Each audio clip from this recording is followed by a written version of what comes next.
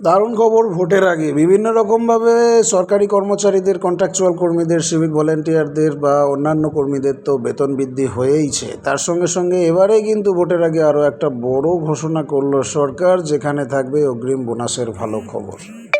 রাজ্যের সরকারি কর্মচারীদের জন্য এটা খুবই ভালো খবর। অগ্রিম বোনাসের ঘোষণা করে দিল অর্থ দপ্তর।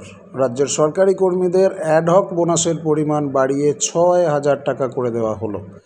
যাদের মাসিক বেতন 42,000 টাকা বা তার ভেতরে, 42,000 টাকার মধ্যে, তারা কিন্তু এই বাড়তি সুবিধাটা পাবেন। দুর্গাপুজো, ঈদ উপলক্ষে রাজ্যের সমস্ত স্তরের সরকারি কর্মচারীদের এবার 6,000 টাকা অগ্রিম বোনাসের ঘোষণা করা হলো। লোকসভা ভোটের আগেই মিলল এই দারুণ সুখবর।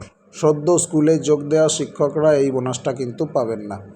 যে কর্মচারীরা 2023 থেকে 24 বর্ষে কমপক্ষে 6 মাস একটানা চাকরি করেছেন, তারা এই বোনাস আদেশের অধীনে অ্যাডহক বোনাসটা পেয়ে যাবেন। মানে তারা এই অর্ডারের আন্ডারে কিন্তু বাড়তি টাকাটা পাবেন।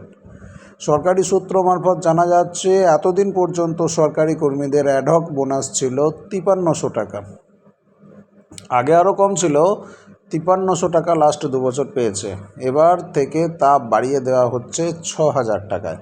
বেতন বেশি হওয়ায় গ্রুপ এরা এই বোনাসটা কিন্তু পাবেন না। যাদের 42,000 টাকার উপরে বেতন, তারা এইটা পাবেন না।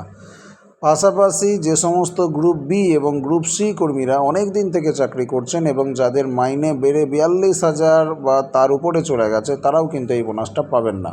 অ্যাডহক বোনাস ঘোষণা হওয়ায় খুশির হাওয়া রাজ্য সরকারি চাকরিজীবীদের মধ্যে। অ্যাডহক বোনাস কিন্তু যা অন্যান্য কন্ট্রাকচুয়াল কর্মচারীরা পাচ্ছেন, সিভিক ভলেন্টিয়ার থেকে শুরু করে অন্যান্যরাও পাচ্ছেন।